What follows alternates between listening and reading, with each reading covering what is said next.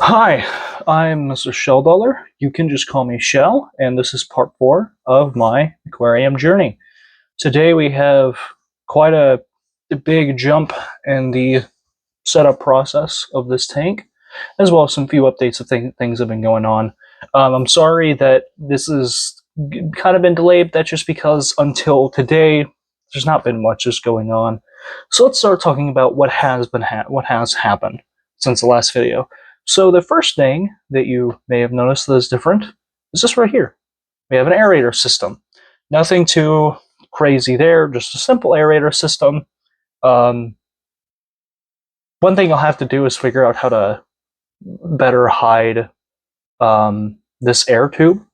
If you have a way to, if you know a way to like get the air tube to like basically sit somewhere, a way to kind of like tie it or like clip it to the wall of the tank itself, let me know, because right now it being there makes this look very ugly.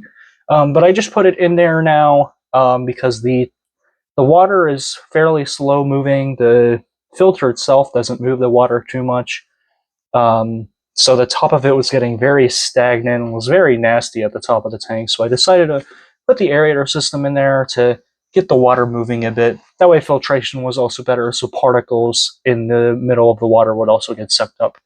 I did get a water change on this tank. Um, so, that's why it looks very nice right now. But what else have we had? We also have this really nice heater back here. It's a fluval heater. I don't remember what it's called, because if I was a smart man, I would have, had that pulled up to tell you what kind of specific fluval heater it is. But it's a very nice, expensive fluval heater. I bought it for like $60, I believe, and it's got all sorts of fancy equipment built in it. Apparently, what it's supposed to do is like it runs like frequently it runs diagnostics on its own systems, so that if there's any there's a malfunction in it, it'll shut itself off before it begins to overheat the tank or causes itself to explode or anything like that.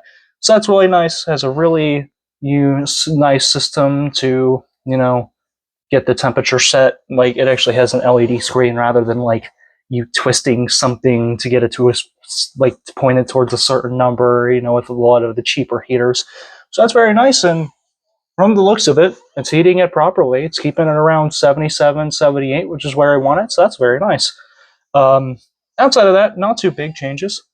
So yeah, big thing I want to show you, may have seen it right here in this corner, is that we are getting plants in today. I've gotten all the fertilizers and plant stuff that I needed to get plants into here, so hopefully these do very well. And yeah, so let me introduce you to some of the plants I'm going to be putting in. These are not all of them. Unfortunately, I didn't find all the plants that I wanted to get in here at the Petco, basically. But we're going to start with these, and I'll buy the other ones either.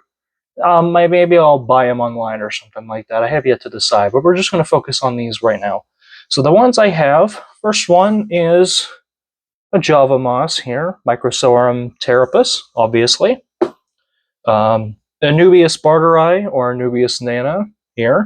I'm going to tie that to some driftwood or one of the rocks, one of the two. We have a Amazon sword. I'll be planting a substrain. A Bulbitis plant, or Asian water fern, Bulbitis heteroclita. Yep, that I believe that you also tie that to decor. And something that's a little gimmicky, but I just want to see what happens, is this here. You can't really tell what it is from the bag, but it's one of Petco's floating Java moss rings.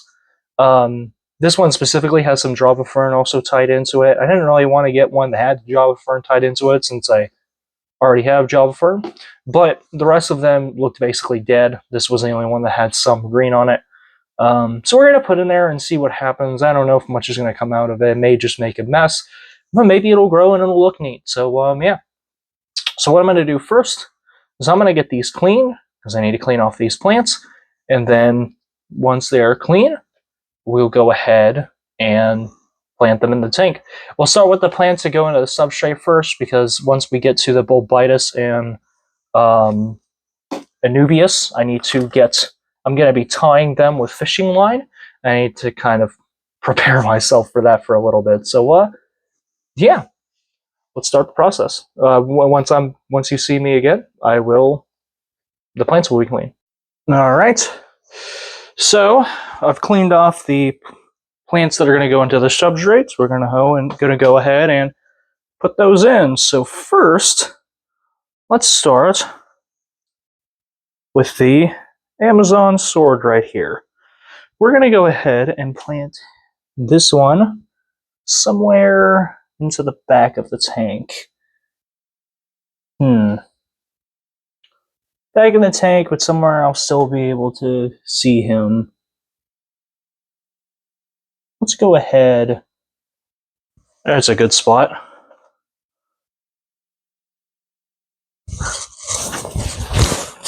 Put him here.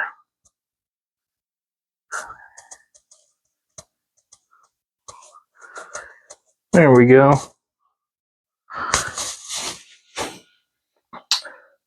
If I remember correctly, they really like having some good sunlight, good lighting. So that should be a perfect spot. Next, we'll plant the Java ferns here. These two little ones. I got small plants specifically because they're cheaper, and also, I want to see these plants actually grow. Let's plant it. I know these guys don't like heavy lighting, so what I can do is work with my arrangement here. Oh dear.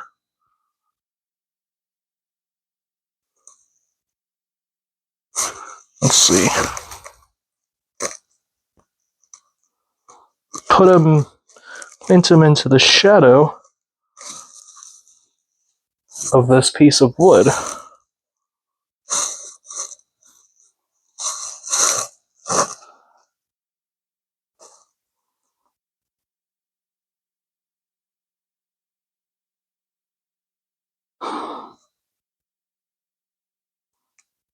There we go. And then, lastly, we have the goofy Java mouse ring. We'll go ahead and have it.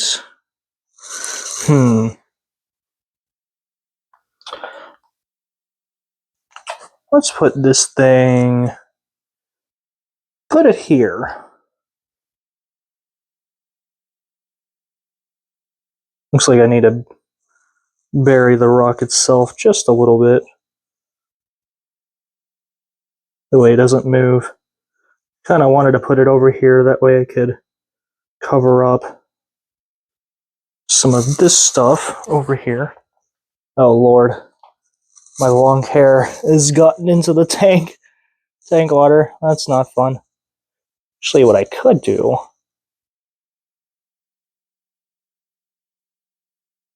No, I don't want to put it right there, because that's next to the flow of the water.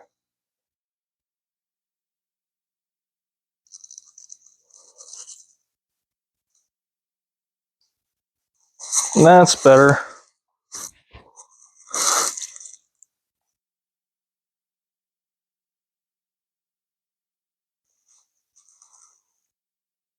Now I can even, it's where it kind of sits into that. There we go. There. Here. Move just a little bit so you can see that better. There's that. Alright. Now, next part will be to clean these two, the Bulbitis and the Anubias, and then tie them onto plants. Or not plants, tie them onto the rocks in the core. I think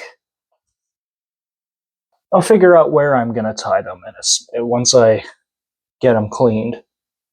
Now, you didn't see me do it, but I did in fact get the core connected plants in here. There's an Anubias here, an Anubias right here, and then here, can't really see it. And just drag you over here. Right that plant here is the bulbitis. The reason you didn't see it is because, well, I learned something today. It's not easy to tie line underwater. So it took me a bit to figure out how to do that, and I also made the great decision of taking off my shirt while my microphone here was still connected to it. So the audio was screwed up, but I did figure it out. The two Anubiuses are tied here. The Bulbitis I didn't feel like messing with, so I kind of did just shove it between two pieces of the core. I'm not sure if that'll be adequate. We'll see what happens, but if it is, that'll be great. So, of course, I will be expecting these plants to die back a bit. That's just how plants work. But hopefully, after they die back a bit, they should begin putting out new leaves. I need to look and see which of these plants needs root tabs put in there, because I do have root tabs.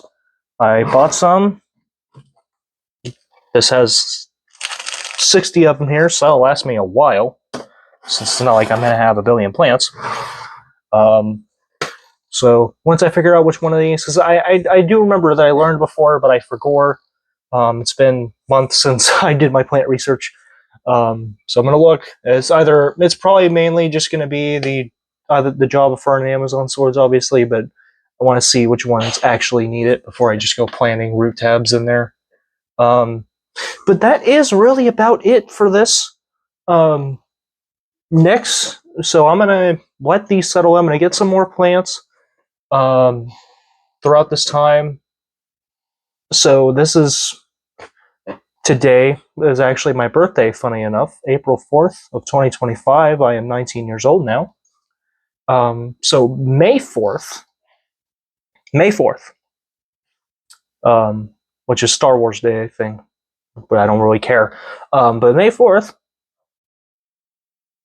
I will be getting fish. Well, not fish. I think I'm going to be getting snails first. So in May 4th, next video you see here, I will be putting animals in this tank, which is so fun because I have been working on this project since September of last year. 7 months, 8 months was going to be May. May is going to be 8 months of this project.